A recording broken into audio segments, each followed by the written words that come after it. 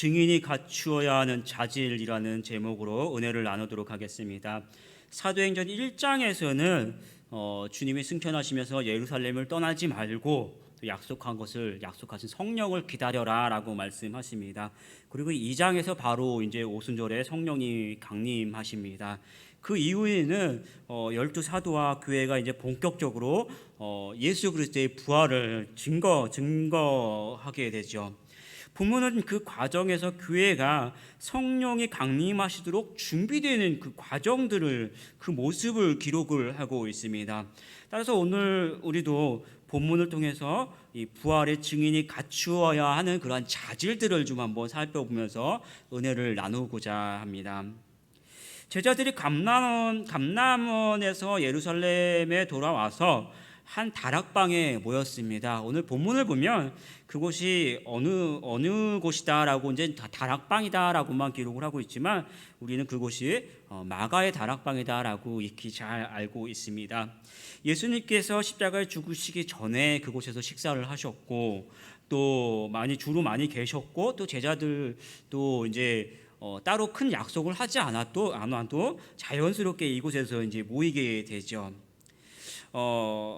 120명이 모였다라면은 굉장히 그 다락방 안에 120명이 모였다는 굉장히 큰 공간이고 그런 집이라면은 굉장히 큰 집이죠.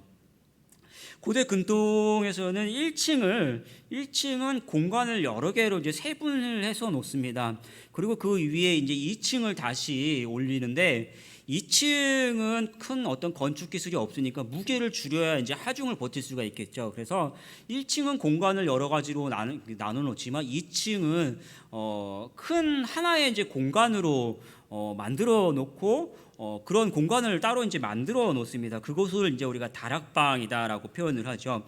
우리나라 개념의 어떤 안방에 조금 달라붙어 있는 조그만 구석방 그런 다락방이 아니고 굉장히 큰 공간입니다. 그래서 많은 사람이 이곳에 모여서 함께 기도하고 또 예배의 공간으로 이렇게 모이기에 충분했던 그런 공간입니다. 그래서 이곳에서 120명이 모였고 얼마 후에 이곳에 이제 성령께서 강림하시게 됩니다. 13절부터 보면 이제 이곳에 모인 사람들의 목록을 기록을 하고 있는데요. 같이 한번 읽어볼까요? 천천히 13절 시작. 들어가 그들이 유하는 다락방으로 올라가니 베드로, 요한, 야고보, 안드레와 빌립, 도마, 바돌로메, 마테아 및 알페오의 아들 야고보, 셀로딘 시몬, 야고보의 아들 유다가 다 거기 있어. 여자들과 예수의 어머니 마리아와 예수의 아우들과 더불어 마음을 같이하여 오로지 기도에 힘쓰더라. 아멘. 먼저 보면은 예수님의 제자들을 기록하고 있죠. 예수님의 제자들의 그 명단은 사복음서에서도 다 익히 다 계속해서 기록을 하고 있습니다. 그런데 오늘 사도행전에서의 이 예수님의 이 제자의 명단과 사복음서의 명단은 몇 가지 좀 차이가 조금 있긴 있는데요. 그중에 가장 큰 차이 중에 한 가지는 뭐냐면 의미가 다릅니다. 사복음서에서 예수님의 그 제자들의 이름을 기록한다면 그것은 하나의 훈련생으로서 그들을 모집했다라는 그런 의미가 있겠죠. 그런데 이제 사도행전에서 이들의 이름을 기록했다는 것은 그 훈련을 다 마치고 사도로서 이제 본격적으로 세워진 그러한 사람들의 이름을 다시 한번 기록을 하고 있는 것입니다. 단지 이곳에 유다가 없다라는 사실이 조금 안타깝고 부족하게 느껴지죠. 사도들의 명단을 보면 이제 12제자가 아니죠. 사도들의 명단을 보면 한 가지 재밌는 사실을 발견하는데요. 오늘 말씀을 보면 제자들이 다 모여 있다라는 사실입니다. 가룟 유다를 제외하고 다 모여 있습니다.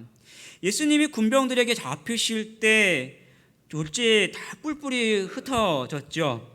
그리고 다른 사람은 몰라도 나는 결단코 주님을 부인하지 않겠습니다라고 그렇게 맹세했던 베드로조차도 심지어 부인하고 저주까지 했습니다. 그런데 지금은 그들이 이곳에 다 모여 있습니다. 14절을 보면 이제 여자들과 예수의 어머니 마리아를 기록하고 있습니다. 이들은 당시 사회적으로 보면 합당한 인격체로서 인간으로서 대우하지 않았던 것들이 이 여인들이죠. 그 중에 한 사람 보면 예수의 어머니 마리아는 특별히 사랑하는 아들을 잃어버린 그런 아주 비참하고 비천한 그러한 상황, 비천한 여인입니다. 그러나 이들은 예수님께서 십자가에 못 박힐 때 그곳까지 쫓아갔고 또 빈 무덤에도 함께 있었던 그러한 여인들입니다. 그 여인들이 이 다락방에 함께 모여 있습니다. 그리고 마지막으로 보면 예수님의 아우들을 기록하고 있습니다. 이들은 예수님의 생애 동안에 예수님께서 메시아라는 사실을 인정하지 않았죠. 오히려 따라다니면서 사람들한테 저가 미쳐서 그러니까 이렇게 자꾸 따라다니지 말라라고 그 예수님한테 집에 가자라고 이렇게 오히려 예수님에게 따라와서 데려가려고 했던 그런 모습들을 우리가 기억을 하고 있습니다. 그런데 오늘 그들이 이 자리에 있다라는 거, 오늘 본문에 함께 있고 그들이 기도하고 있다라는 사실은 그들도 예수님의 부활을 목격했고, 그래서 이제는 그들이 예수님을 자신의 형제가 아니라 주님으로서 인정하고 있다라는 사실을 우리가 알 수 있습니다. 훗날에 이 주의 형제 야고보는 예루살렘 교회의 장로로서 굉장히 크게 섬김을 했고, 또 유다는 유다서를 또 기록으로 남겼죠. 이제는 주의 종으로 변하고 또 그들의 사명을 감당했습니다. 성경은 사도들 또 여인들, 예수님의 동생들의 이름을 이렇게 기록을 하고 있습니다. 이들은 이전의 모습과는 다르다라는 사실을 우리가 본문을 통해서 알게 되겠죠. 부활 이후에 아주 분명한 신앙을 갖고 주님의 말씀하신 그 성령을 기다리면서 이곳에서 기도하고 있습니다. 우리가 부활의 증인이 되려면 먼저 부활의 신앙이 있어야 된다는 사실입니다. 본문의 사람들을 한번 살펴보십시오. 약하고 두려워하고 믿음이 없던 사람들이 변해서 새 사람이 되었습니다. 베드로는 새 사람이 되어서 한 번 설교를 했는데 3,000명이 회심하는 역사가 있었고, 사도들도 변하여서 심지어 자신들의 생명도 아낌없이 하나님 앞에 바쳤던 그렇게 주님을 증거했습니다. 여러분 안에 이러한 신앙의 변화를 좀 사모하기 바랍니다. 사모하십시오. 단순히 우리가 교회에만 나오는 신앙, 또 말씀만 듣는 그러한 신앙에서 변화되어서 이제 내가 신앙의 주체가 아니라 하나님께서 나를 좀 강하게 이끌어 주시고, 그래서 주님을 위해 내 삶을 드리고 담대히 주님을 증거할 수 있는 그러한 삶으로 변화할 수 있도록, 그러한 믿음을 가질 수 있도록 우리가 간구해야 합니다. 주님의 부활의 주님을 만나고 그 확신 있게 담대하게 신앙에서 승리하는 우리 성도들이 되기를 축복합니다. 다락방에 모인 성도들이 무엇을 했습니까? 기도했습니다. 주님이 잡히시던 밤에 주님이 겟세마네에서, 겟세마네라는 곳이 그 뜻 이름이 무엇인지 아십니까? 기름을 쥐어 짜다라는 그런 의미를 갖고 있습니다. 그 감람나무 열매가 거기 많이 있죠. 그 기름을 쥐어 짜는데, 그런 그 기름이 이렇게 그냥 짜서는 안 나죠. 이 천 안에 그 곡물들을 넣고 아주 쥐어 짜야만 그 기름이 나오는데, 그런 것처럼 주님이 그곳에서 땀방울이 피방울처럼 느껴지도록 그렇게 간절하게 기도하시면서 제자들에게 말씀하셨죠. 깨어 기도하라 라고 말씀하셨는데, 그 순간에도 졸고 있던 그 제자들이 이제는 어떻습니까? 변해서 기도하기 시작했습니다. 두려움을 느낄 때 그들은 기도했고, 또 혼란스러울 때도 기도했습니다. 그러면서 하나님의 약속이 이루어지기를 기다리면서 그들이 기도했습니다. 그리고 기도할 때 성령이 오셔서 그들과 함께 하셨고 권능을 주셨습니다. 지금 이 순간에 그들이 기도했다라는 것은 기도가 이제 초대교회의 하나의 큰 신앙의 기둥으로 세워졌다라는 사실을 기록하고 있는 것입니다. 그래서 지금 이들이 변해서 이전엔 기도해라 기도해라 그렇게 말해도 졸고 있던 그들이 변해서 기도하기 시작했고, 이후에 기도하며 성령이 기도할 때 성령이 강림하셨고, 이후에도 교회는 기도 가운데 바울과 바나바를 선교사로 보냈습니다. 그리고 그들이 위험에 있을 때에도 기도했고, 또 늘 서로를 위해서 기도하면서 또 중보 기도를 요청을 했습니다. 14절을 보면 마음을 같이하여 오로지 기도에 힘쓰더라라고 기록하고 있습니다. 이들의 기도를 보면요, 특징이 있는데, 첫 번째는 단체 기도입니다. 이 서양이죠. 서양에서는 기도를 하면은 이게 이들의 생활 습관이 참 개인적인 그런 습관이 참 많고, 신앙도 그렇고 기도를 해도 굉장히 개인 기도를 많이 합니다. 단체 기도를 해도요, 우리는 합심 기도라고 하죠. 주여 한번 부르짖고 기도를 했는데, 이들의 기도를 서양 사람들이 기도하는 건요, 이렇게 뭐 한 30명이 모였어도 같이 주여 한번 이렇게 하지 않고 한 사람씩 한마디씩 한 사람 한마디씩 돌아가면서 기도하고, 맨 마지막 사람이 예수님의 이름으로 기도합니다. 아멘 하더라고요. 시간이 굉장히 오래 걸려요. 근데 우리나라는 그렇게 기도하지 않죠. 기도를 해도 이렇게 뭐 한 100명이 모여도 한꺼번에 뭐라고 합니까? 앞에서 주여 한번 부르짖고 기도합시다 그러면 다 같이 주여 그러면서 어떻게 해요? 뜨겁게 한 목소리로 기도하는 게 우리의 신앙의 전통이고 신앙의 모습이에요. 그렇죠? 이것은요, 굉장히 우리가 가진 굉장히 좋은 신앙의 전통입니다. 지금은 코로나 때문에 이런 것들도 굉장히 많이 조심스러울 때가 있지만, 우리가 함께 뜨겁게 기도하는 것, 그러한 기도의 영성들 잊어서는 안 됩니다. 두 번째, 이 다락방 기도는요, 한 마음으로 기도한 합심 기도입니다. 합심 기도. 마태복음 19장 19절에도 그렇게 기록하죠. 진실로 다시 너희에게 이르노니 너희 중에 두 사람이 땅에서 합심하여 무엇이든지 구하면 하늘에 계신 내 아버지께서 그들을 위하여 이루게 하시리라 라고 말씀하고 있습니다. 합심하여 무엇이든지 구하면, 합심한다는 게 뭡니까? 마음을 합하여 무엇인가 하나의 목표가 있다는 이야기죠.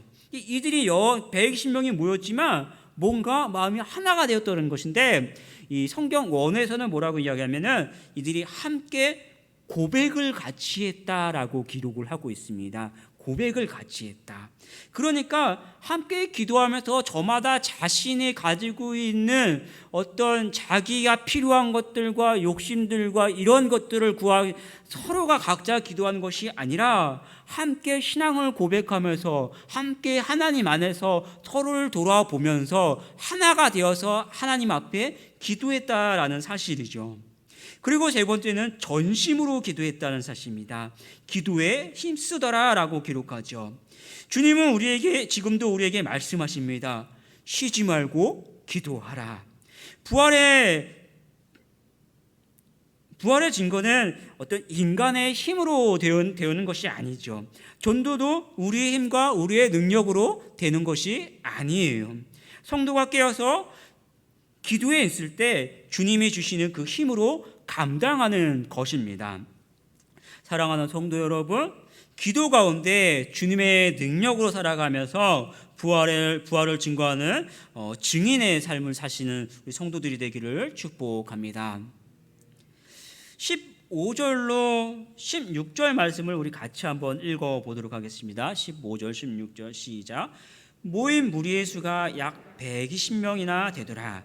그때 베드로가 그 형제들 가운데 일어서서 이르되, 형제들아, 성령의 다입의 입을 통하여 예수 잡는 자들의 길잡이가 된 유다를 가리켜 미리 말씀하신 성경이 응하였으니 마땅하도다. 이제 베드로가 일어나서 성경을 들어서 이야기합니다. 우리가 흔히 베드로에게 뭐라고 표현합니까? 별명을 지어준다면 한마디로 무식한 베드로다라고 이야기를 하죠. 그의 어떤 앞뒤 안 가리는 행동 때문에 어디를 가든지 늘 주님 앞에서 사고를 치는 모습을 우리가 굉장히 많이 기억을 합니다. 예수님이 무리를 걸어오실 때 버떡 일어나서 주님이시거든 나도 무리를 걷게 해 주십시오 하고 그 와라 얼른 풍덩 뛰어들었던 그런 모습이죠. 그리고 또 풍랑을 보면서 또 금방 빠지는 모습을 기억합니다. 주님이 검을 가지라 했더니 그 진짜 칼을 챙기고 있다가 주님을 잡은 그 대제사장과 군병들이 주님 잡으러 올 때 얼른 그 칼을 빼가지고 대제사장의 종 말구의 귀를 뚝딱 잘라버렸던 그런 사람입니다. 늘 사고를 치고 늘 급하고 그래서 정말 아무것도 모르는구나 무식한 베드로라고 우리가 표현을 하죠. 그런데 오늘 말씀을 보면 굉장히 성경에 정통했다라고 그렇게 표현할 수가 있습니다. 성경의 두 가지 구절을 하나를 한꺼번에 하나로 이어서 자기 자신들의 이 상황에 정확하게 적용을 했다라는 것이죠. 저도 설교를 하면서도 이렇게 성경을 적용하고 나에게 적용하고 이렇게 바로 보는 것들이 굉장히 쉽지가 않아요. 어떨 때는 이렇게 설교를 준비하면서도 배가 막 아프고 막 답답해서 머리가 다 빠질 것만 같을 때가 있는데 베드로는 우리가 무식하다라고 표현하는데 그 베드로가 그것도 신약 성경도 아니고 저 뒤에 있는 다윗의 시편을 같이 있는 것도 아니고 떨어져 있는 이 두 구절의 말씀을 하나로 뭉쳐서 자신들에게 정확하게 적용했다는 거죠. 굉장히 탁월한 그러한 말씀을 나옵니다. 오늘 그 말씀의 그 요지가 뭐냐면은 20절에 나오죠. 시편에 기록되었을 때 그의 거처를 황폐하게 하시며 거기 거하는 자가 없게 하소서 하였고 또 일렀을 때 그의 직분을 타인이 취하게 하소서 하였도다. 이게 시편 69편 25절과 109편 8절 이 두 개의 말씀을 하나로 뭉쳐 놓은 거예요. 69편 25절을 보면 제가 읽어드릴게요.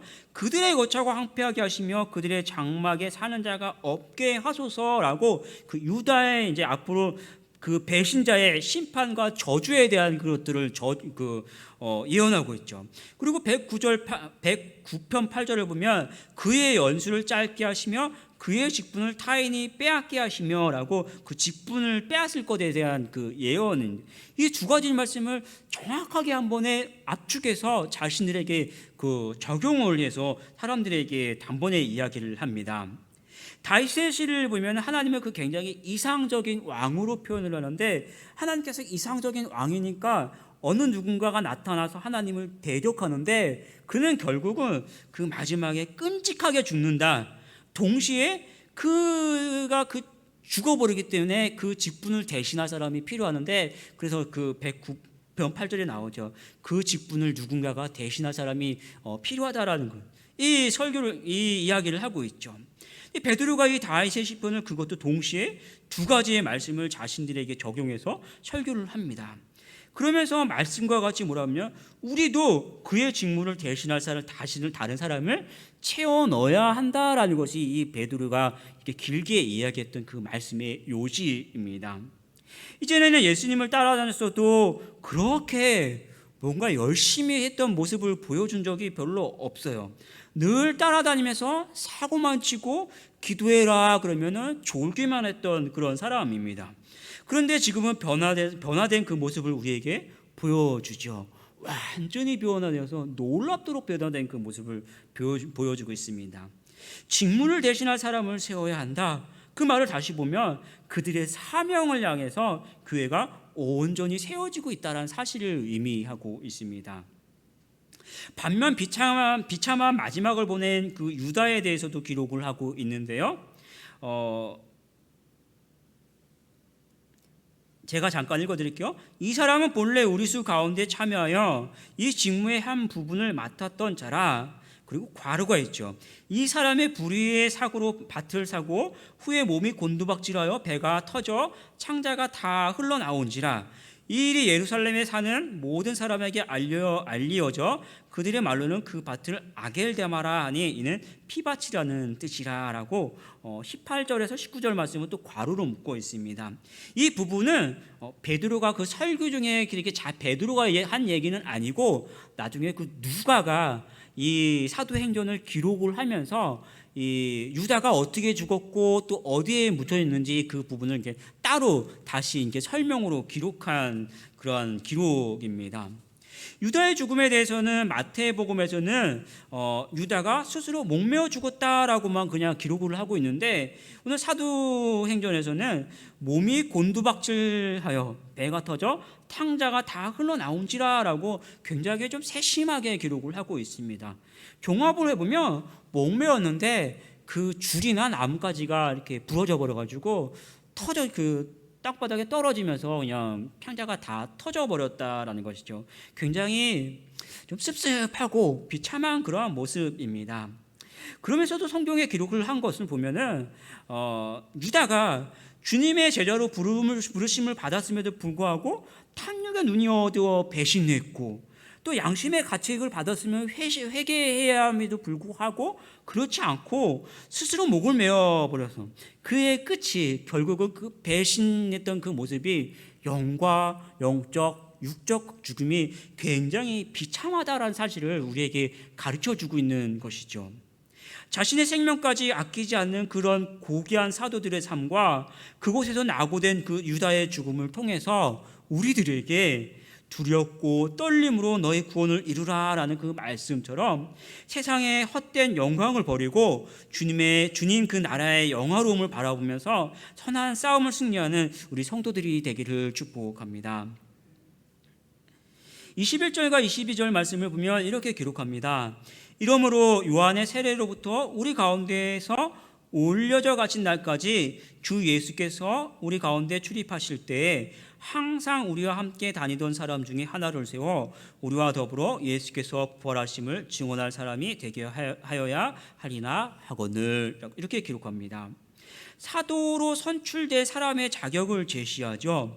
21절에 보면 요한의 세례로부터 우리 가운데 올려져 가신 날까지 주 예수께서 우리 가운데 출입하실 때 항상 우리와 함께 다니던 사람이다라고 그 자격을 기록을 하고 있습니다.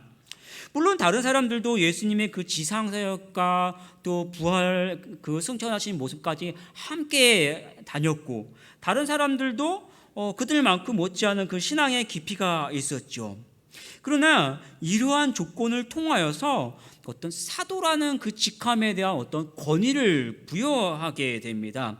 그래서 그리스도의 그 생애와 그리스도의 그 말씀의 진실성에 대해서 어떤 증거할 수 있는 그 권위를 이제 부여하게 되는 것이죠.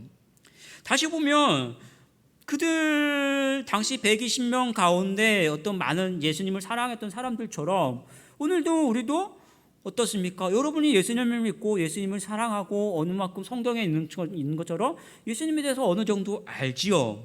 각자의 자기 신앙이 있습니다.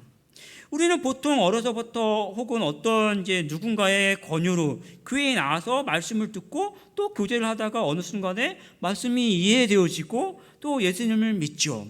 그러면서 또 기도하다가 보면 눈물도 나오고 뜨거운 체험도 하게 돼요.